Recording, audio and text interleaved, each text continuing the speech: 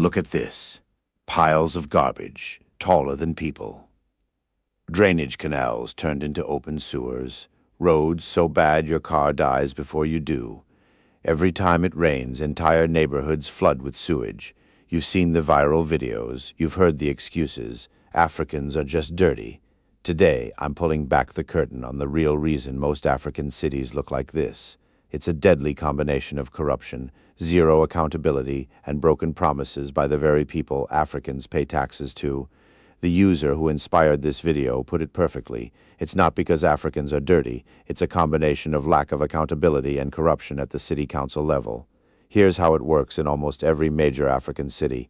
There's a city council or local authority that collect taxes and levies from shops, houses, market traders, even street hawkers. That money is supposed to pay for garbage collection, road maintenance, drainage clearing, security, and basic infrastructure. But here's the kicker. When the council fails to deliver, nothing happens to them. If you don't pay your taxes, your shop gets sealed and you get fined. If they don't deliver, they keep their salaries, their cars, their contracts, and the garbage keeps piling up. This isn't a one-off. This is the system. And today, we're exposing exactly how it works. Every African city has local government authorities, city councils, municipal boards. Call them what you want. They have legal power to collect property rates, market stall fees, business licenses, waste disposal levies.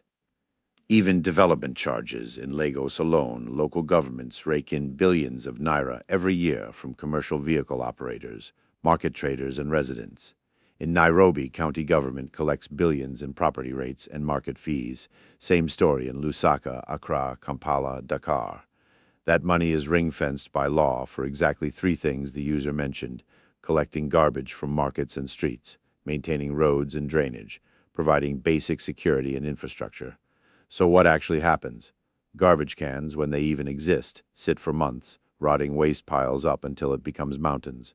During rainy season, those piles wash into drainage systems. Drains clog, streets flood, people drown in their own neighborhoods. Cholera and typhoid spike. And roads. Most major roads Africans drive on today were built during colonial times. Post-independence governments inherited them and largely left them to die. New roads are only built to be used as a campaign tool for upcoming elections. The same councils that can't collect garbage somehow find money for brand new SUVs for councilors. Here's the double standard that makes your blood boil. When a small shop owner misses one tax payment, the council officers show up with padlocks and police. The same council that fails to collect garbage for 6 months. The same officers that drive past the mountains of garbage every single day and do nothing. No one gets fired. No one goes to jail. This is not mismanagement. This is a business model. Let's name names with facts. In Lagos, Nigeria, the so-called giant of Africa, residents and traders pay huge sums in waste management levies and local taxes. Yet, every rainy season, the city chokes on its own waste. Drains filled with plastic and garbage turning streets into rivers. Investigations reveal local government officials divert internally generated revenue into private pockets. Contract fraud, ghost workers, and kickbacks are routine. One expose showed commercial vehicle taxes worth hundreds of millions disappearing before they even reach council accounts. In Nairobi, Kenya, it's the same story. County government collects property rates and market fees, yet citizens drown in garbage, sewage, and floods. Residents and activists openly accuse county officials of pocketing money meant for drainage clearing, illegal dumping by so-called garbage cartels who get paid twice, once by residents, once by the county, then dump it in rivers. Even in South African townships, even in a richer economy, the pattern repeats. Townships filled with filth while officials award bloated refuse collection contracts to cronies. Fines for illegal dumping exist, but nobody enforces them.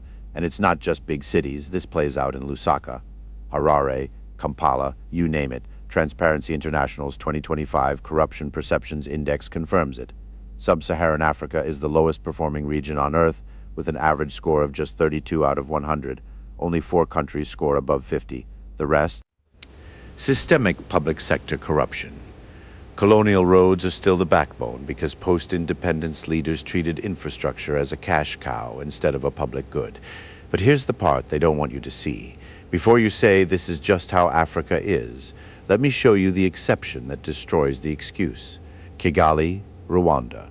Consistently ranked the cleanest city in Africa. Spotless streets, working drainage, garbage collected on schedule, roads maintained. Rwanda's corruption perception score 58, tied for one of the highest in Africa alongside Botswana.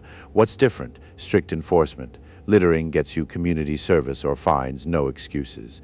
Mandatory monthly community cleanups where everyone participates, including leaders. Zero tolerance for officials stealing public funds. Political will from the top that actually trickles down. Kigali proves the user's point in reverse. When there is accountability, cities stay clean, regardless of income level or colonial history. Rwanda is poorer than South Africa, yet its capital looks like Singapore compared to most African cities. So the problem is not culture, it's not poverty, it's not race, it's leadership that faces zero consequences. There are three main reasons why the rest of Africa has failed to be more like Kigali. Firstly, political protection.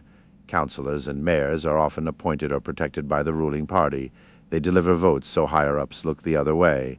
Secondly, weak institutions, anti-corruption bodies exist on paper, but in practice they're underfunded, politicized, or toothless.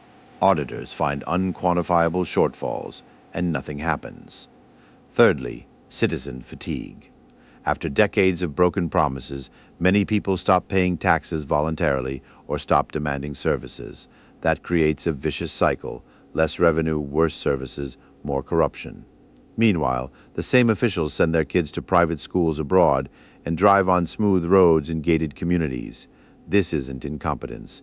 This is kleptocracy at the local level, stealing from the poorest while pretending to serve them. The short-term solutions are to demand receipts for every tax you pay, record and expose illegal dumping or uncollected garbage on social media, tag officials. Support independent journalists and activists who name names in countries with elections. Vote like your garbage depends on it, because it does. The long-term solutions should focus on push for independent local government audits published publicly every quarter. Demand performance contracts for mayors and councillors with automatic removal for failure to deliver basic services. Support civil society groups fighting for fiscal transparency. Learn from Kigali. Community accountability works when leaders lead by example. This video isn't about despair, it's about clarity. Africans are not dirty. African cities don't have to be filthy. The moment citizens stop accepting excuses and start demanding consequences, the garbage mountains will shrink, the drains will flow, the roads will get fixed. Thank you for watching. Please like, subscribe, and leave a comment.